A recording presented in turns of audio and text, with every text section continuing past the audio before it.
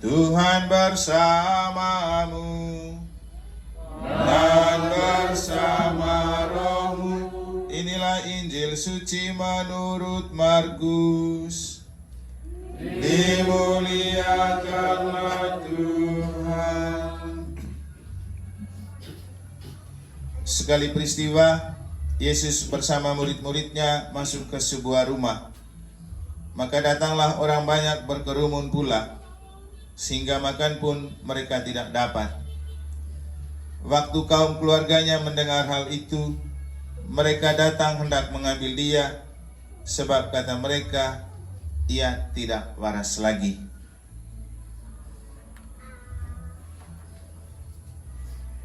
Demikianlah sabda Tuhan. Terpujilah Kristus.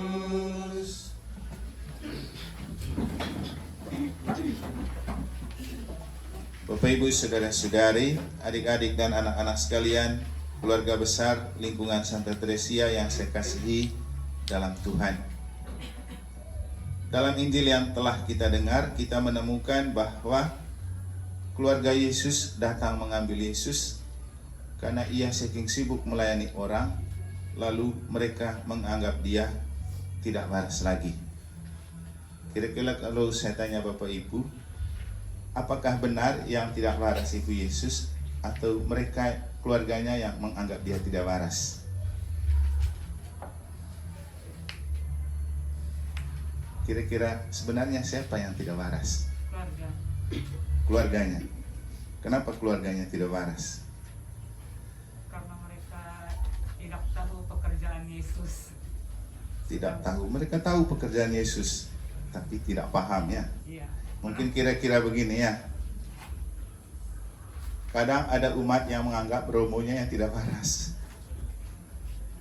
Yesus itu dianggap tidak waras, apalagi romo pasti dianggap tidak waras. Maka dalam konteks ini kita yang paham untuk pekerjaan Yesus dan pekerjaan seorang romo, bisa seperti jawaban Ibu Ketua KBG. Sebenarnya ketika ada umat yang mengatakan romonya tidak waras, itu karena dia yang tidak waras. Kira-kira gitu ya. Tapi yang ingin saya katakan kepada kita bahwa kita tidak bisa menilai orang dari casing. Seperti kata orang bijak, don't judge a book by its cover. Kita tidak bisa menilai buku dari sampulnya. Apalagi menilai orang dari katanya. Itu tidak bisa. Kita harus menilai orang dari faktanya. Maka dalam hidup beriman dan menggereja, jangan membiasakan diri menjadi umat yang suka berbagi cerita karena katanya. Jadilah orang beriman dan orang gereja yang hidup berdasarkan faktanya. Dan biasanya katanya manusia selalu terbalik dengan katanya Tuhan. Ya, seperti dalam Injil, ketika Yesus mengabdi, karena kan pada kesempatan lain Yesus pernah bilang apa? Ibuku dan saudaraku adalah mereka yang mendengarkan sabdaku dan melakukannya. Mereka yang melaksanakan sabda Allah dan melakukannya. Maka sebenarnya bagi Yesus banyak keluarganya yang tidak waras. Kenapa? Menganggap diri sebagai keluarga Yesus tetapi tidak melakukan firman Allah. Tapi Yesus tidak mau omong kalau mereka tidak waras. Kenapa? Jaga perasaan. Dan juga kenapa Yesus tidak mau menempatkan diri lebih rendah selevel dengan orang-orang yang menganggap dia tidak waras. Mungkin aplikasi dan konkretnya gini. Kita menjadi petugas pastoral di dalam gereja, mulai dari pengurus KBG, pengurus lingkungan, DPP, dan pastor. Kadang-kadang memang dianggap tidak waras oleh umat. Dan memang begitu. Karena yang bagi umat tidak waras belum tentu tidak waras bagi Tuhan. Yang bagi umat dianggap tidak layak dan tidak pantas belum tentu bagi Tuhan itu tidak pantas dan tidak layak. Apalagi dalam doa pembuka kita menemukan doa bahwa Tuhan memanggil orang yang tidak pantas dan tidak layak untuk dipakai. Maka kalau Bapak Ibu dipilih menjadi pengurus KBG, pengurus lingkungan, pengurus dewan, dan bahkan jadi pastor, itu karena memang kata orang kita tidak layak dan kita tidak pantas. Tapi kata Tuhan kita pantas dan layak, gitu. Karena penilaian manusia bukan menilai dari apa yang ada di hati, tapi menilai dari apa yang mereka lihat, atau juga mungkin dengar apa kata orang. Tapi kalau Tuhan, Dia menilai orang dari melihat hati. Dan di antara manusia, siapa yang bisa melihat hati? Saya melihat Pak Simbolon, bentuknya seperti itu ya. Rambutnya agak banyak di bagian samping, bagian atasnya kurang. Kan gitu. Itu yang saya lihat. Tapi apakah hati Pak Simbolon juga seperti itu? Enggak bisa saya mengatakan bahwa dia seperti itu. Tidak bisa. Jangankan saya, dia sendiri aja belum tentu tahu dengan lebih dalam seperti apa hatinya. Karena setiap orang tidak bisa mengenal dirinya dengan lebih baik. Tapi Tuhan yang menciptakan kita pasti mengenal kita dengan lebih baik. Sama dengan kita buat meja, kita buat taman, pasti kita yang buat yang tahu lebih baik bunga yang mana ditempatkan di mana. Tapi kalau orang yang datang dan tamu, pasti dia tidak tahu. Karena bukan dia yang buat. Sama juga, kita manusia kan Tuhan yang buat. Jadi Tuhan yang lebih tahu siapa kita, pantas atau layak dipakai olehnya. Maka prinsipnya dalam hidup, apalagi sebagai fungsionaris pastoral ya, jangan dengar apa kata orang. Apalagi kalau orang itu tidak waras. Karena orang tidak waras akan mengatakan kita yang waras yang tidak waras. Seperti dalam kitab suci kan. Dan saya rasa lebih baik kita menjadi orang yang tidak waras sama sekali daripada kelihatan waras tetapi sebenarnya tidak. Maka dalam hal ini saya suka dengan cerita yang sering diceritakan oleh Pak Frans Ferry tentang orang-orang gila di Manggarai, di Kota Ruteng. Jadi di Kota Ruteng itu ada beberapa orang-orang gila. Ada yang sudah senior, ada yang junior. Yang senior itu siapa sudah namanya? Agus Montot. Agus Montot itu kalau dalam bahasa Manggarai itu diterjemahkan dengan montot itu artinya body ideal gitu. Oh.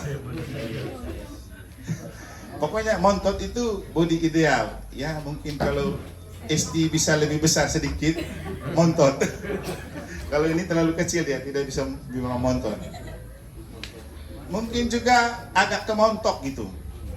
Dan Agus Montot ini sudah terkenal memang gilanya di Manggarai. Tiba-tiba ada yang lain yang baru jadi gila ya. Belajar gila. Orang gila baru. Lalu dia mulai berkoar-koar di pertokoan di Ruteng. Jadi tahu bagaimana dia omong, nanti tanya Pak Frans Felix sama Toby, mereka tahu baik karena mungkin mereka bisa persis seperti orang gila kalau cerita. Ketika orang yang baru gila ini mulai berkoar-koar dan omong banyak, tahu kalau orang gila omong tuh kadang tidak punya rasa malu. Saya harap umat kita tidak ada yang gila sehingga omongnya tidak sampai tidak jaga rasa malunya. Jangan kena orang lain malu, karena dia sendiri dia tidak malu. Ketika Agus Montot datang dan dia lagi berkoar-koar omong banyak, langsung ditarik. Saya ini sudah dari dulu jadi orang gila. Kamu baru kemarin jadi orang gila sudah bergaya tingkat tinggi. Pergi sana. Ini sesama orang gila. Saya bayangkan keluarganya Yesus yang menganggap Yesus tidak waras ini. Aduh, bagaimana ya? Dan saya membayangkan kalau ada umat kita yang menganggap pengurus KBG, pengurus lingkungan, bahkan pastornya yang tidak waras. Sebenarnya yang tidak waras itu siapa? Dengan ini saya mengajak kita, mari menjadi umat Santa Teresia yang waras. Waras itu kepanjangannya apa? Wawasannya cerdas. Waras.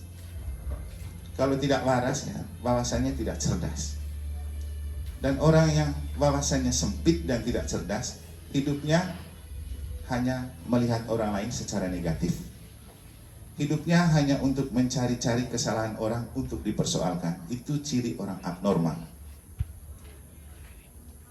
Maka itulah yang tercermin dalam diri keluarga Yesus. Sebenarnya kalau kita kaji lebih dalam, mereka ini menganggap Yesus tidak waras. Sebenarnya karena mereka iri dengan Yesus. Sebenarnya. Kenapa mereka iri? Yesus kan populer sekali itu. Banyak orang yang datang, banyak orang yang kagum.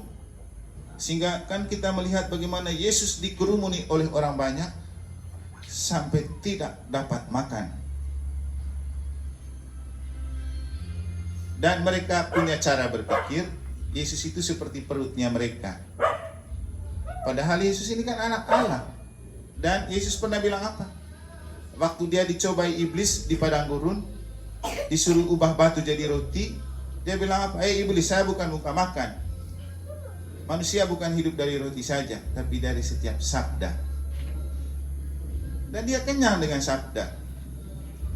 Tentu sebagai manusia, Yesus pasti tahu juga, dia perlu pasti makan. Hanya memang di kitab suci kan tidak perlu dicatat kapan Yesus makan, berapa kali sehari. Dan kitab suci memang tidak untuk menceritakan hal-hal seperti itu. Yesus pernah jalan sama siapa, Yesus sering bertamu kemana, Yesus itu kira-kira satu hari ta'i berapa kali, kan tidak perlu kan.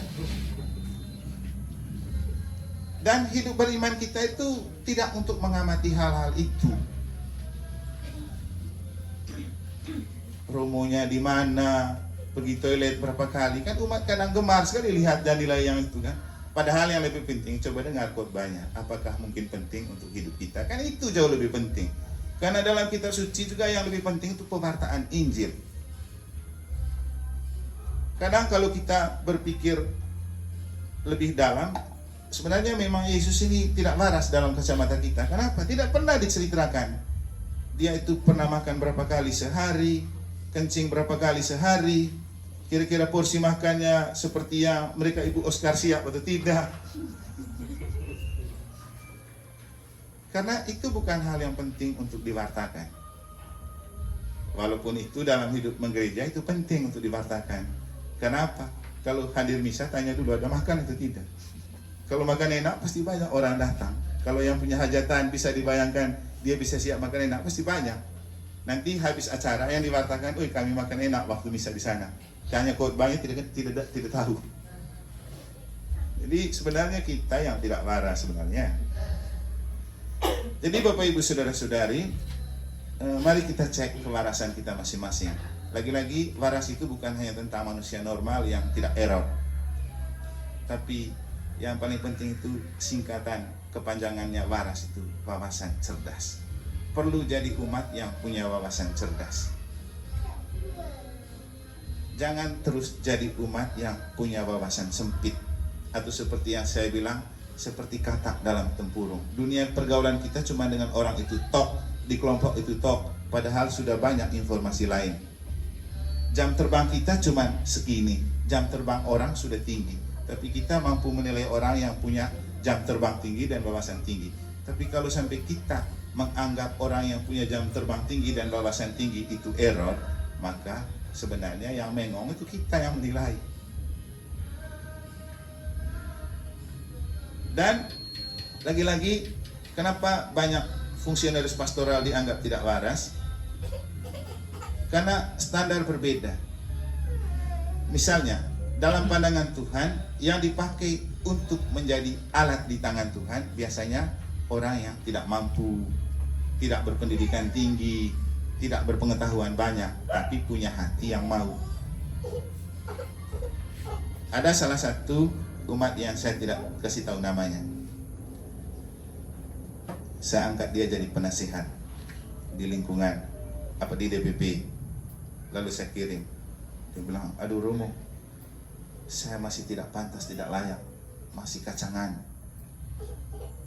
Anak baru kemarin, masih ada yang sudah tua yang bisa dianggap sebagai penasihat. Saya lalu jawab bagaimana?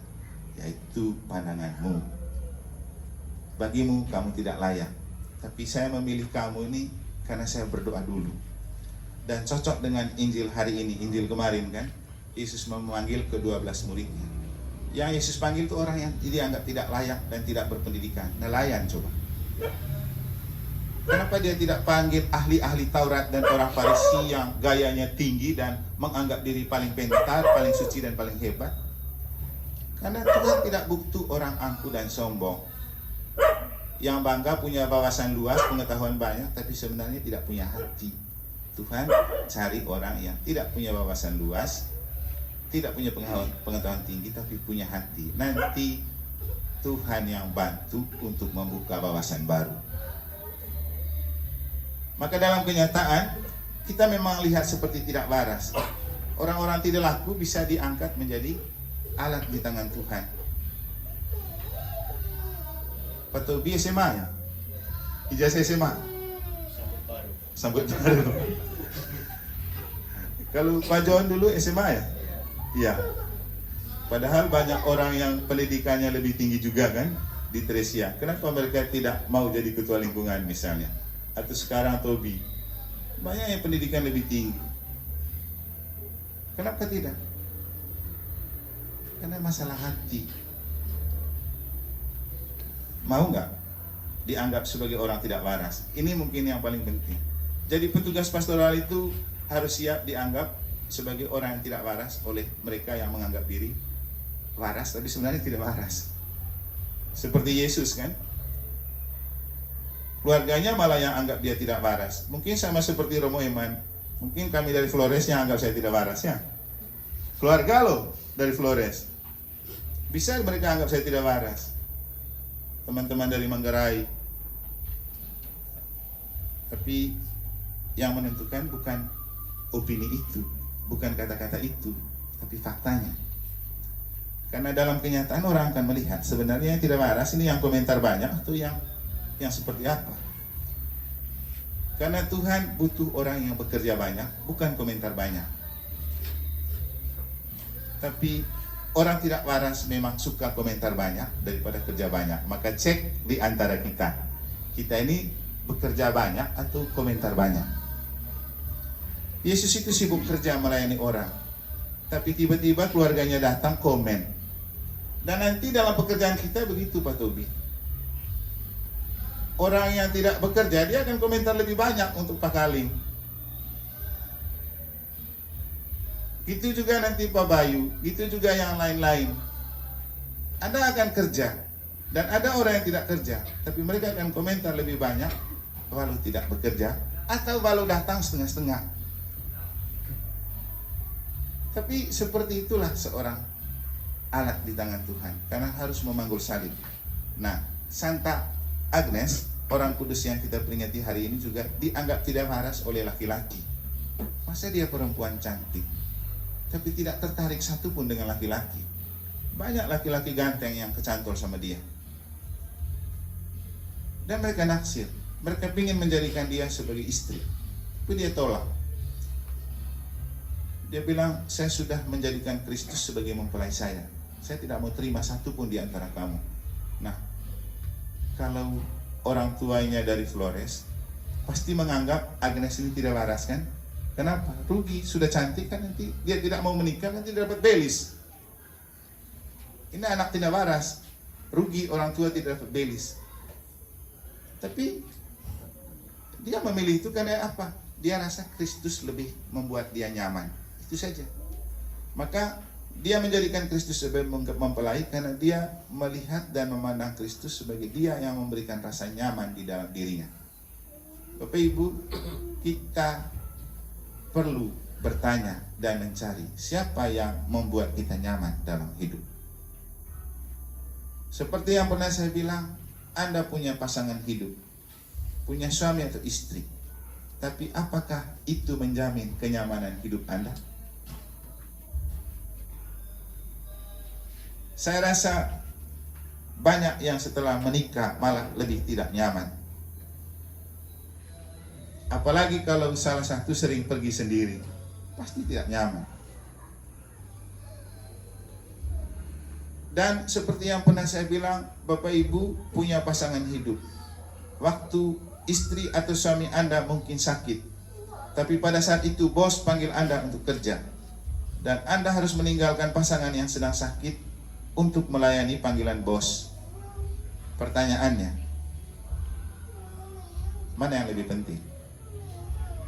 Uang atau mendampingi yang sedang sakit?